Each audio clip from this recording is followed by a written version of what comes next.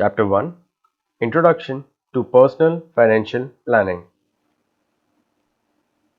So this chapter will give you a basic understanding about the concept of financial planning. Financial planning क्या होता है, क्यों ज़रूरी होता है, ये सारे concepts हम लोग इस chapter में देखेंगे. So before we start understanding what an investment advisor does, हमें ये समझना होगा कि financial planning होती क्या है, because एक investment advisor को financial planning ही करनी होगी. So ये क्या होता है financial planning, कैसे हम लोग कर सकते हैं financial planning, ये हम लोग समझेंगे. So financial planning aims at ensuring that a household or individual has adequate income or resources to meet the current and the future expenses and need. तो फाइनेंशियल प्लानिंग का मतलब होता है ये समझना कि सामने वाले पर्सन के पास एडिक्वेट इनकम है कि नहीं है. हर किसी की लाइफ का कुछ ना कुछ गोल होता है. There are different types of goal. So कुछ लोगों के शॉर्ट टर्म गोल्स होते हैं, कुछ मीडियम टर्म गोल्स होते हैं और कुछ लॉन्ग टर्म गोल्स भी होते हैं. शॉर्ट टर्म गोल के एग्जांपल हम देखते हैं like buying a car, getting married. तो इन सब चीज़ों में we need some expenses, but then ये शॉर्ट टर्म गोल्स हैं. हमें बहुत जल्द यहाँ पे पैसा चाहिए और बहुत ज़्यादा पैसा भी हमें नहीं चाहिए. Then we have the medium terms like the foreign vacation. तो मीडियम टर्म प्लान्स थोड़े से दूर के होते हैं और लॉन्ग टर्म प्लान यूजुअली काफ़ी ज़्यादा टाइम पीरियड के होते हैं like education, marrying kids, retirement या बाइंग अ हाउस. सो जब भी हम लोग गोल बनाते हैं, गोल 3 कैटेगरीज के होते हैं, शॉर्ट टर्म, मीडियम टर्म और लॉन्ग टर्म. तो हमें सबसे पहले ये आइडेंटिफाई करना होगा कि हमें फाइनेंशियल प्लानिंग करनी क्यों है. Because behind every financial planning there is a goal which is defined. So किसी न किसी गोल को अकम्प्लिश करने के लिए ही हम लोग फाइनेंशियल प्लानिंग एम करते हैं. The regular income for a household or individual may come from sources such as profession, salary, business or even investments. तो जब भी हम लोग रेगुलर इनकम की बात करते हैं, आपका अगर कोई गोल है तो गोल के लिए आपको कुछ ना कुछ सेविंग्स करनी पड़ेंगी. वो जो भी सेविंग्स होंगी वो आपकी इनकम के थ्रू जनरेट हो पाएगा और विदाउट दिस इनकम आप अपने सेविंग्स तक नहीं पहुंच पाओगे या अपने गोल को रीच नहीं कर पाओगे. अब ये रेगुलर इनकम कहाँ कहाँ से आता है? So it can be from a profession. Like जो एक्टर्स होते हैं वो उनका एक प्रोफेशन है. चार्टेड अकाउंटेंट्स का अकाउंटेंसी इज द प्रोफेशन. आप हो सकता है किसी कंपनी में जॉब करते हैं, आपकी कोई फिक्स सैलरी है. या बिजनेसमैन हो सकते हैं, बिजनेस से आपका प्रॉफिट जनरेट होता है. या इवन इन्वेस्टमेंट्स हो सकता है कि हमने सिर्फ स्टॉक मार्केट में इन्वेस्ट करके रखा है और वहीं से हम लोग रिटर्न्स जनरेट कर रहे हैं. Even this can be a source of fund. तो सोर्स ऑफ फंड कुछ भी हो सकता है, बट देन इन सारे सोर्सेज ऑफ फंड से हम लोग कुछ ना कुछ रेगुलर इनकम जनरेट करेंगे which is very much necessary to reach the goal. Goal तक पहुंचने के लिए ये बहुत ज़्यादा ज़रूरी है कि हम लोग कोई ना कोई सोर्स ऑफ इनकम अपना ज़रूर रखें. So what are the steps to build a plan? तो जब भी हम लोग एक फाइनेंशियल प्लान की बात करते हैं, सो फाइनेंशियल प्लान के लिए हमें नेटवर्थ की रिक्वायरमेंट होती है. Net worth is assets minus liabilities. हमारे पास कितने असेट्स हैं और हमारी कितनी लाइबिलिटीज हैं. तो हम जब भी अपने असेट्स को अपनी लाइबिलिटी से माइनस करेंगे, what we get is the net worth. Net worth मतलब हमारा खुद का कैपिटल कितना है. So asset minus liability is the capital. अब हमारे पास अभी फिलहाल कुछ खास कैपिटल नहीं है. फिर हम लोग जाएंगे स्टेप नंबर 2 पे कि हमारे गोल्स क्या क्या है, ये समझने की हम लोग कोशिश करेंगे. It can be short term goal, can be medium term, can be long term. जब हमने अपने गोल को डिसाइड कर लिया, उसके बाद हम ये देखेंगे कि हमारे उस गोल को अचीव करने के लिए हमें कितनी मनी की ज़रूरत है. फॉर एग्जाम्पल, मैंने एक लॉन्ग टर्म गोल आइडेंटिफाई किया है, दैट इज रिटायरमेंट. तो मुझे रिटायरमेंट प्लानिंग के लिए फंड्स चाहिए. अब जब मैं रिटायरमेंट प्लानिंग के लिए फंड्स अरेंज करता हूँ तो मुझे कितने फंड्स चाहिए? तो लेट्स से मुझे चाहिए 5 करोड़. तो I need 5 crore for the retirement planning. So मेरा गोल भी फाइनलाइज हो गया, कितना मनी मुझे चाहिए ये भी फाइनलाइज हो गया. Now how much risk I can take? अब ये 5 करोड़ को अरेंज करने के लिए मैं कितना रिस्क ले सकता हूँ?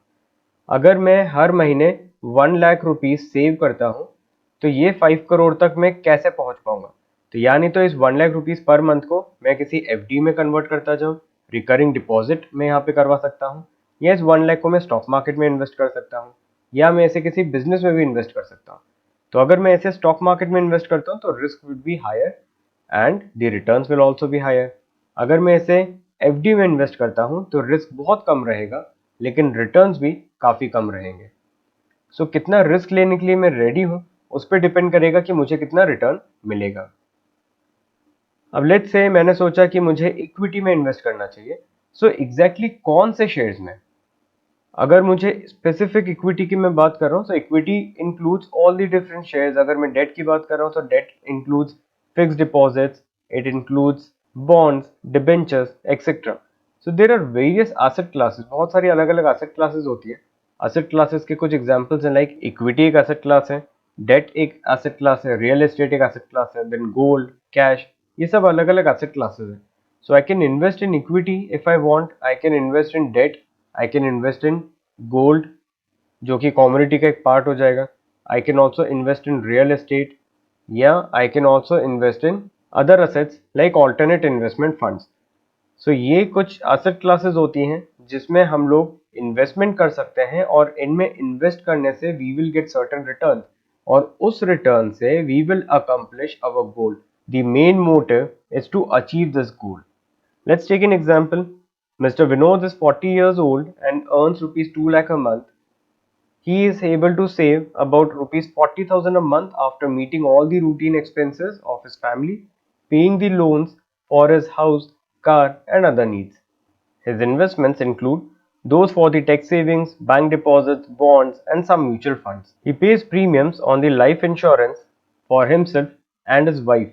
Vinod is the sole earning member of his family, and he believes that he takes care of his finance adequately to take care of his current and future needs. How would financial planning help him? So Mr. Vinod की 2 lakh rupees per month की salary है, he is 40 years old, 40,000 per month उनकी savings हो जाती है। तो ये सारे पॉइंट्स देखते हुए उनके कुछ इन्वेस्टमेंट्स भी हैं, उनके कुछ एक्सपेंसेस भी हैं। सो ये सब कुछ देखते हुए वी नीड टू अंडरस्टैंड कि क्या उन्हें भी फाइनेंशियल प्लानिंग की रिक्वायरमेंट है। सो लेट अस अंडरस्टैंड कि क्या मिस्टर विनोद को फाइनेंशियल प्लानिंग की रिक्वायरमेंट है। सो इस पैराग्राफ में एक चीज मेंशन की है कि he is the sole earning member. So when Mr Vinod is the sole earning member, क्या इन्होंने अपने कुछ प्रोविजंस बनाए हैं कि अगर विनोद को कुछ हो जाए तो उनकी फैमिली के एक्सपेंसेस कैसे रन होंगे। So because out of 2 lakh rupees वो सिर्फ 40,000 अ मंथ सेव कर पाते हैं, so there is 60,000 rupees expense every month. So every month he spends rupees 1,60,000। So ये 1,60,000 जो एवरी मंथ का एक्सपेंस है, एंड मिस्टर विनोद को कुछ हो जाता है वहां पे, and he is the sole earning member, so who would bear the 1.6 lakh expenses every month? So for this he needs to create an emergency fund. Then as a financial planner आपको ये भी देखना होगा विनोद ने जो life insurance लिया है उसका सम अश्योर्ड कितना है, and would that be sufficient for the family, because इस फैमिली के एक्सपेंसेस थोड़े से ज्यादा है। So will the life insurance sum assured be sufficient for this family after untimely demise of Vinod? Then हमें ये भी देखना होगा कि क्या फैमिली का एडिक्वेट हेल्थ इंश्योरेंस है।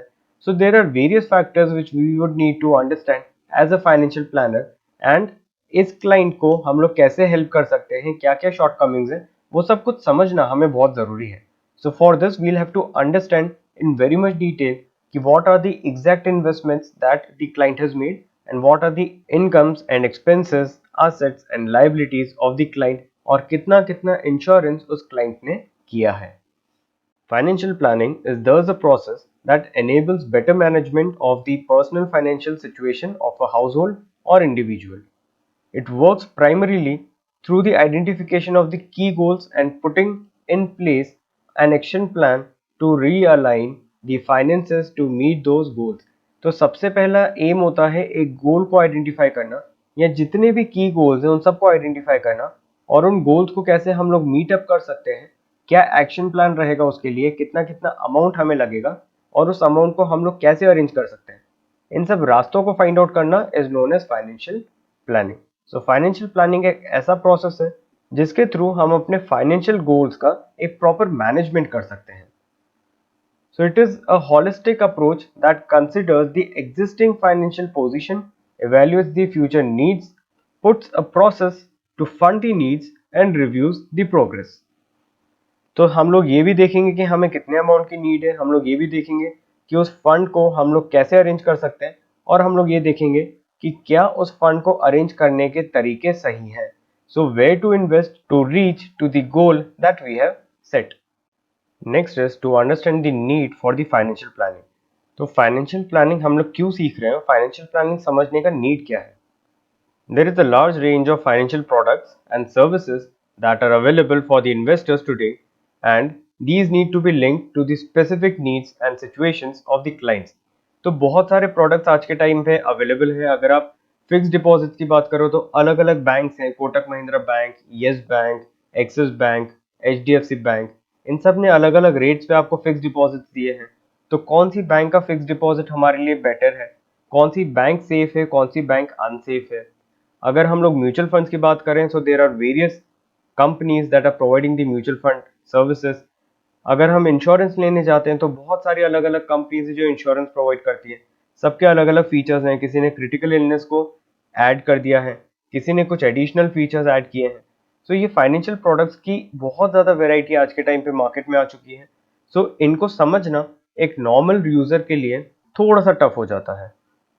Not every product may be suitable to a client, nor would a client be able to identify how to choose and use the products and services from the choices that are available in the market। तो client के लिए हर एक product जरूरी नहीं है, लेकिन client के लिए ये आइडेंटिफाई करना भी बहुत मुश्किल है कि कौन सा प्रोडक्ट उसके लिए अच्छा है। सो this is a big problem which many people face these days कि हमें कौन सा प्रोडक्ट खरीदना चाहिए। अगर हमें एक लाइफ इंश्योरेंस खरीदना है तो हम लोग बहुत दिन तक कोशिश करते हैं ये समझने की कौन सा लाइफ इंश्योरेंस अच्छा है, और एंड में हम लोग वही इंश्योरेंस बाय कर लेते हैं जिसका प्रीमियम सबसे कम है, without understanding the features of the other instruments. Financial planning bridges this gap as the investment advisor possesses the expertise to understand the dynamics of the products on the one hand and the needs of the client on the other। तो investment adviser एक वो person होता है जिसको दोनों चीज़ों का knowledge है। उसे ये भी पता है कि क्लाइंट को क्या चाहिए और उसे ये भी पता है कि प्रोडक्ट के क्या क्या फीचर्स हैं। सो जब प्रोडक्ट के फीचर्स आपको पता है और क्लाइंट की नीड आपको पता है तो उसको ब्रिज करना, उसको मीट आउट करना is very easy for an investment adviser. और यही एक रिस्पॉन्सिबिलिटी होती है एक इन्वेस्टमेंट एडवाइजर की। This makes them best suited to use such products and services in the interest of the client. तो क्लाइंट के इंटरेस्ट के अकॉर्डिंग या क्लाइंट के चॉइस के अकॉर्डिंग कौन सा प्रोडक्ट उसके लिए बेस्ट सूटेड है, ये बताना is the main work of the investment adviser. या ये समझना, ये आइडेंटिफाई करना कि क्लाइंट की नीड क्या है और क्लाइंट को सजेस्ट करना कि उसे कौन से प्रोडक्ट के थ्रू जाना चाहिए is the work of the investment adviser. Then the steps for the successful financial planning. हमें अगर प्रॉपर फाइनेंशियल प्लानिंग करनी है so as an investment adviser क्या क्या स्टेप्स हमें लेनी होंगी और कैसे हम एक फाइनेंशियल प्लानिंग को प्रॉपर वे में कर सकते हैं। So there are various steps which we need to follow. तो यहाँ पे स्लाइड पे आपको 7 स्टेप्स दिख रही हैं, यही हमें फॉलो करनी है as an investment adviser to complete the financial planning. The first step says to understand the client's personal and financial circumstances। तो यहाँ पे हमें ये समझना है कि क्लाइंट के assets क्या क्या हैं, क्लाइंट की liabilities क्या क्या हैं, क्लाइंट की क्या क्या कमिटमेंट्स हैं, क्लाइंट के क्या क्या गोल्स हैं, और क्लाइंट का सोर्स ऑफ इनकम क्या है, क्लाइंट के एक्सपेंसेस कहाँ कहाँ पे होते हैं। तो ये कुछ चीज़ें हैं जो हमें क्लाइंट के बारे में समझनी होगी कि क्लाइंट का फाइनेंशियल स्टेटस कैसा है। सो क्लाइंट का फाइनेंशियल स्टेटस समझने के लिए उसका asset, liability, income and expenses समझना बहुत ज़्यादा ज़रूरी है। ये सारी चीज़ें देखते हुए हम लोग ये आइडेंटिफाई कर पाएंगे कि क्लाइंट का फाइनेंशियल हेल्थ कैसा है या फाइनेंशियल स्टेटस कैसा है। ये समझने के लिए हमें क्लाइंट से कुछ बेसिक क्वेश्चन करने होंगे, लाइक उसका सोर्स ऑफ इनकम क्या है, कौन कौन से सोर्सेज से वो इनकम अर्न करता है। हो सकता है उसका एक फिक्स सैलरी हो प्लस उसका एक रेंटल इनकम जनरेट होता हो। तो कहाँ कहाँ से हमें इनकम जनरेट हो सकता है, कौन कौन से एक्सपेंसेस उसे एवरी मंथ बेयर करने हैं, क्या क्या उसके पास असेट्स हैं और क्या क्या उसकी लाइबिलिटीज हैं। This is the first point that we need to follow. Second is to identify the goals. उसके फाइनेंशियल गोल्स क्या है ये हमें समझना होगा। लाइक उसे एजुकेशन के लिए फाइनेंशियल प्लानिंग करनी है, लेट्स से 2 इयर्स के बाद उसे अब्रॉड जाना है और उसके लिए उसे 1 करोड़ रुपीस की रिक्वायरमेंट रहेगी। तो वो कैसे अरेंज करना है, if that is the problem then this is the financial goal. अगर उसे रिटायरमेंट प्लानिंग करनी है then that is the financial goal कि मुझे रिटायरमेंट तक 1 करोड़ रुपीस अरेंज करने हैं। हो सकता है क्लाइंट का ये गोल हो कि उसे 10 साल के बाद अपना एक घर लेना है जिसकी market value should be around 2 crore. तो उसे अगर 2 करोड़ का घर 2 साल के बाद लेना है या 10 साल के बाद लेना है, even this is a financial goal. So financial goal is that goal which comprises of two things. One is how much money is needed and second is how much time do we have। कितने time के बाद हमें ये money required है। सो कितना पैसा चाहिए और कब चाहिए, ये 2 पॉइंट्स अगर हम लोग क्लियर कर लेते हैं तो हमारा फाइनेंशियल गोल कंप्लीट हो जाता है। Third point says analyze the client's course of action and alternatives. So अगर हमें ये समझ में आ गया कि क्लाइंट का सोर्स ऑफ इनकम क्या है, वो कितना इनकम अर्न करता है, उसमें से कितना वो सेव कर पाता है, और ये सेविंग के थ्रू वो कैसे अपना मनी सेव करके 5 साल के बाद वो अपना घर बना सकता है।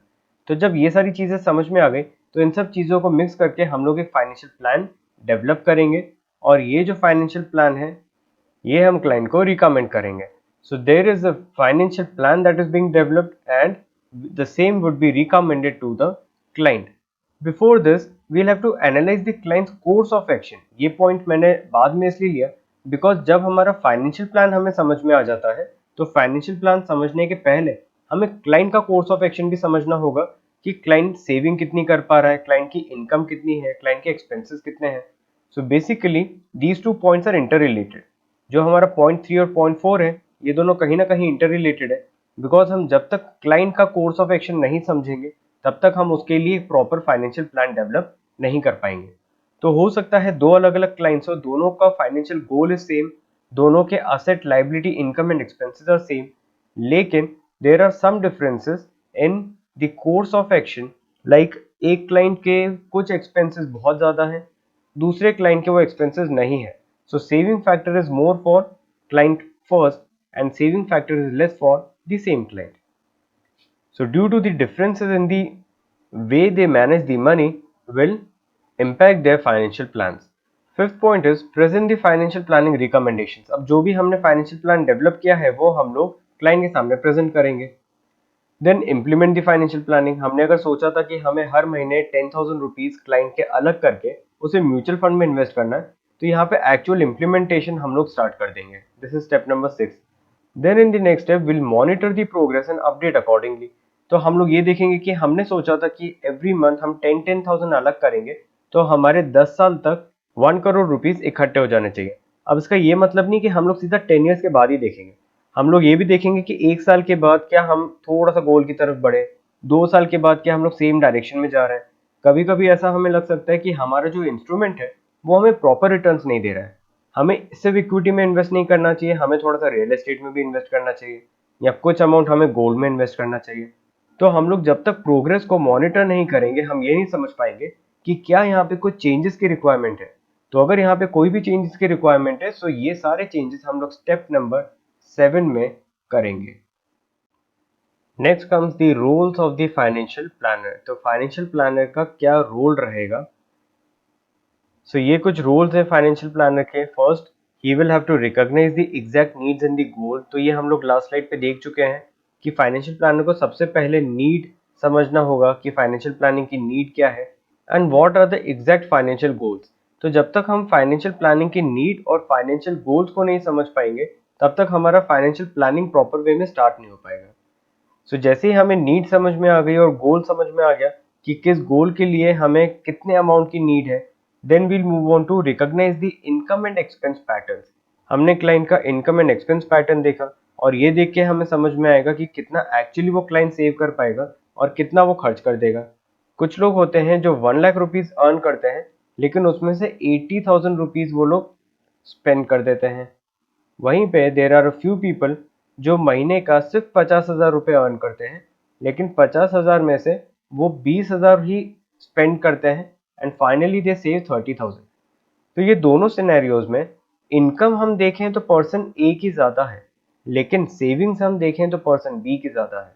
तो पर्सन ए की सिर्फ 20,000 की सेविंग है, पर्सन बी की 30,000 की सेविंग्स है। So in spite of earning more, person A is not able to increase the savings। तो ये आपका इनकम एंड एक्सपेंस पैटर्न बताएगा कि हमें कितना एक्चुअली सेव करना है और कितना सेव करके हम लोग अपने गोल को अकम्प्लिश कर सकते हैं। Then by looking at these features we'll actually set the financial goal. तो हो सकता है हमने इसके पहले जो फाइनेंशियल गोल बनाया हो वो इतना ज़्यादा एक्यूरेट नहीं हो और हमें उसको थोड़ा सा एक्यूरेट करने की ज़रूरत है।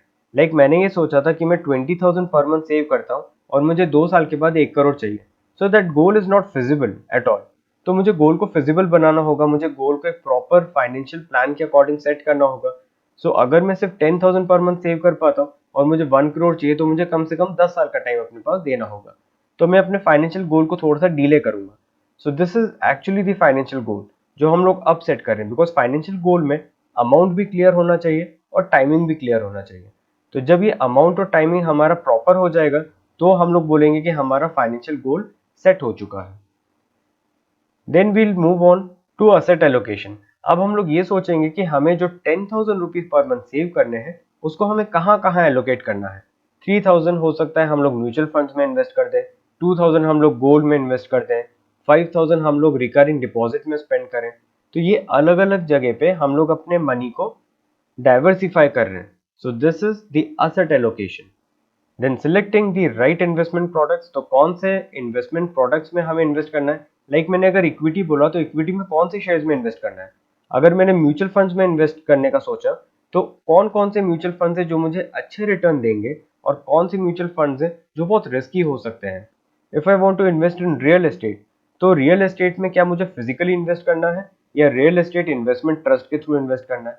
So these are all the different investment products जिनके थ्रू हम लोग एक्चुअल asset classes में invest कर सकते हैं। Financial planning is a dynamic process that requires attention to the constantly changing market and product performances and matches these with the dynamic changes in the needs and status of the client। तो because market dynamically change हो रहा है, बहुत सारी चीजें new market में आ गई हैं। कोविड अगर मार्केट में आया है तो हमारे जितने मेडिकल इंश्योरेंसेस उन सब के प्रीमियम बढ़ गए और ये सारे प्रीमियम्स बढ़ने के पीछे रीजन था बिकॉज ऑफ हाई प्रोबेबिलिटी कि हम अब बीमार पड़ सकते हैं। सो मार्केट डायनेमिकली चेंज हो रहा है, हमारा एनवायरनमेंट डायनेमिकली चेंज हो रहा है। Change is the only constant in the world. So because of these changes हमें इन चेंजेस से मैचअप करना पड़ता है और इसीलिए हमें अपडेटेड रहना पड़ेगा कि कौन कौन से न्यू प्रोडक्ट्स मार्केट में आए हैं सो दैट हम लोग अपने क्लाइंट को भी उस अकॉर्डिंग अपडेट कर पाए। This kind of attention can be provided by a financial planner. तो एक्चुअली कौन से प्रोडक्ट मार्केट में न्यू आए हैं, कौन से प्रोडक्ट क्लाइंट को समझना जरूरी है, ये सारा अपडेट ही क्लाइंट को एक फाइनेंशियल एडवाइजर देगा एंड इसके लिए फाइनेंशियल प्लानिंग करना through a financial adviser is very much necessary. तो जब भी हम लोग बात करते हैं फाइनेंशियल एडवाइजर की या फाइनेंशियल प्लानर की तो यूजुअली हमारे माइंड में एक ही चीज आती है कि हम लोग स्टॉक मार्केट में इन्वेस्टमेंट करवाएंगे। But the actual work of financial planner और an investment advisor is not only to get the money invested in stock market, but हम लोग उन्हें सेविंग एडवाइस भी देंगे। हम लोग ये बताएंगे कि आप कहाँ पे एफडी करा सकते हैं, कहाँ कहाँ से आप मनी को सेव कर सकते हैं, रिटायरमेंट प्लानिंग कैसी करनी होगी, कितना मनी आप हर मंथ अलग करोगे या सेव करोगे या इन्वेस्ट करोगे तो आप रिटायरमेंट के ऑब्जेक्टिव को मीट कर पाओगे। मॉर्टगेज गाइडेंस, हमें कितना लोन लेना चाहिए अपने घर के लिए या अगर हम अपने घर को मॉर्टगेज करवाते हैं तो उसके अगेंस्ट कितना मनी हमें मिलना चाहिए।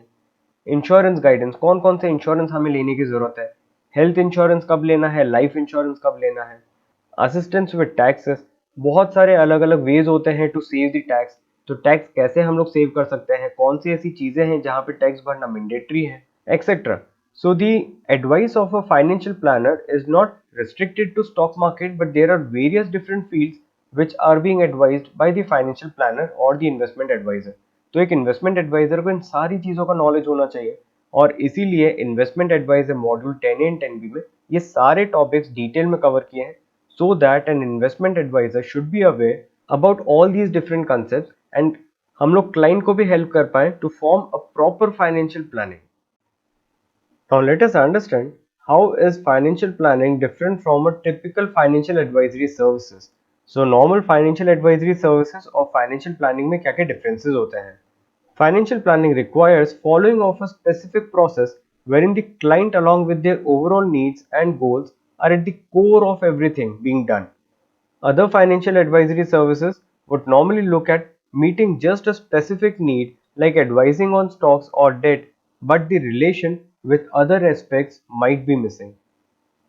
सो यही चीज जो हम लोगों ने डिस्कस की थी लास्ट स्लाइड पे कि जब हम बात करते हैं फाइनेंशियल प्लानिंग की so it includes everything, it includes all the different aspects of finance. Like हमारा गोल क्या है, हम गोल को कैसे मीट कर सकते हैं, क्या क्या इंस्ट्रूमेंट्स है जहाँ पे हम लोग इन्वेस्ट कर सकते हैं to meet all these different goals. Equity में कब इन्वेस्ट करना है, डेट में कब इन्वेस्ट करना है, कमोडिटी में, रियल एस्टेट में कब इन्वेस्ट करना है। तो ये सारी की सारी एडवाइस एक फाइनेंशियल प्लानर देता है।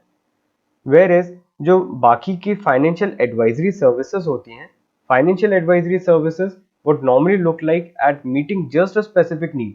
लाइक क्लाइंट ने मुझे बोला कि मुझे सिर्फ स्टॉक्स में इन्वेस्ट करना है तो मैं उसे स्टॉक में इन्वेस्ट करवा के प्रॉफिट करवा के दूं। my aim is not to meet his financial goal, but my aim is just to get him proper return from one of the financial instruments. मुझे क्लाइंट ने बोला कि मुझे एक प्रॉपर डेट इंस्ट्रूमेंट बताओ जहां पे मैं इन्वेस्ट कर सकूं। मैंने उसे एक बढ़िया सा बॉन्ड बता दिया जहां पे वो एक बहुत अच्छा रिटर्न जनरेट कर पा रहा है, एंड दैट इज इट। जब भी हम किसी स्पेसिफिक नीड को केटर करते हैं, that is normal financial advisory service, but when we actually get into the complete details of the client और हम क्लाइंट को पूरा एक प्रॉपर फाइनेंशियल प्लान बनाने में हेल्प करते हैं, उसके गोल्स को मीट करने में हेल्प करते हैं, और उसमें हमारा पूरा प्रॉपर एनालिसिस होता है, मॉनिटरिंग होता है, that is financial planning. So we understand that reading the complete module is a bit hectic. So इसीलिए हम लोगों ने कुछ वीडियो लेक्चर्स फॉर्म किए हैं जिनकी हेल्प से आप बहुत इजीली इस एग्जाम को क्लियर कर सकते हो, एग्जाम को क्रैक कर सकते हो। आपको सिर्फ ये वीडियोस वॉच करने हैं, बिकॉज इन वीडियोस में हमने बहुत डिटेल में सारे टॉपिक्स को कवर किया गया है। So you won't have to read the complete book, आप सिर्फ इन वीडियोस को वॉच करो। We have even form the videos related to case studies. ये बहुत इंटरेस्टिंग केस स्टडीज हैं जो NISM 10A में कवर की गई हैं। यहाँ पे पूरे प्रैक्टिकल सिनेरियोस एक्सप्लेन किए हैं कि कैसे आप एक पर्सन को फाइनेंशियल प्लानिंग अगर करनी है तो उसमें आप उसको कैसे हेल्प कर सकते हो। ये न्यूमेरिकल केसेस हैं, सो हमने पूरे डिटेल्ड वीडियोस इन पे फॉर्म किए हैं जिसमें स्टेप बाय स्टेप हमने एक्सप्लेन किया है कि कैसे आप उन क्वेश्चंस को सॉल्व कर सकते हो by reading and analysing the case. इसके अलग से आपको PDF भी अवेलेबल हो जाएंगे जिनके आप प्रिंट आउट्स भी निकाल सकते हो for your further preparation. We have also covered the frequently asked solved questions. Now this is very usual doubt of everyone कि क्या हम लोग सिर्फ क्वेश्चन बैंक या सिर्फ मॉक टेस्ट जो बहुत सारी वेबसाइट्स प्रोवाइड करती है वो रीड करके जाएं और एग्जाम को पास कर लें। So the answer is no, because आप सिर्फ मॉक टेस्ट सॉल्व करके इस एग्जाम को क्रैक नहीं कर सकते हैं। ये एग्जाम इतनी आसान भी नहीं है लेकिन इतनी मुश्किल भी नहीं है। द ओनली थिंग इज हमें अपने कंसेप्ट को बहुत क्लियर करना है, जिसके लिए आपको ये कंसेप्चुअल वीडियोस देखना बहुत जरूरी है। प्लस NISM में क्वेश्चंस बार बार रिपीट नहीं होते हैं। अगर कोई कंपनी ये क्लेम कर रही है कि जो पास्ट में क्वेश्चंस थे वो हम आपको प्रोवाइड कर रहे हैं, सो ट्रस्ट मी वो क्वेश्चंस फ्यूचर में रिपीट नहीं होंगे। Every time they give you new type of question, new variety of question. तो आपके कंसेप्ट क्लियर करना is the only solution to pass this exam, और वो आपके बुक रीड करने से और प्रॉपर वीडियो लेक्चर्स देखने से होंगे। The syllabus is completely updated because as you know NISM हर साल अपने सिलेबस को अपडेट करता जा रहा है। So we have updated the video as per the latest syllabus. There is one more query which people usually have is, video lectures लेने का सबसे बड़ा प्रॉब्लम ये होता है कि हम अपनी क्वेरीज किससे पूछे। सो इसका हमने बहुत ईजी सोल्यूशन फॉर्म किया है। आपके जितने भी क्वेरीज हैं, जितने भी डाउट्स हैं, आप हमें व्हाट्सएप कर सकते हैं इस नंबर पे 8889302230 पे। आप कभी भी हमें कॉल कर सकते हैं इस नंबर पे, and some or the other faculty will always be available to help you out. So we provide 1-to-1 doubt clearing session with expert faculties. We also schedule your session अगर वो कुछ बहुत बड़ा डाउट है। अगर छोटा सा डाउट है तो आप व्हाट्सएप पे पूछ सकते हो, आपको सेम डे रिवर्ट मिल जाएगा। अगर कोई एक टॉपिक समझ नहीं आया है, you can call us on this number, आपको हम लोग टेलीफोनिकली चीजें एक्सप्लेन कर देंगे। अगर कोई पूरा टॉपिक ही आपको समझना है तो हम गूगल मीट पे आपका एक सेशन स्केड्यूल करेंगे।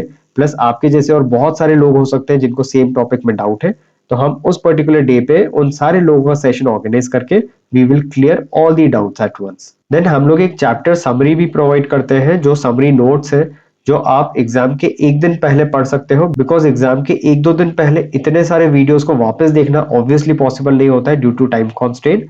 सो ये चैप्टर समरी आपको बहुत ज्यादा हेल्प करेगा to revise all the topics at once. So if you want any more details, you can call us, you can WhatsApp us on this number, you can visit us on www.edufineco.com, and we are always there to help you out. Thank you for watching this video.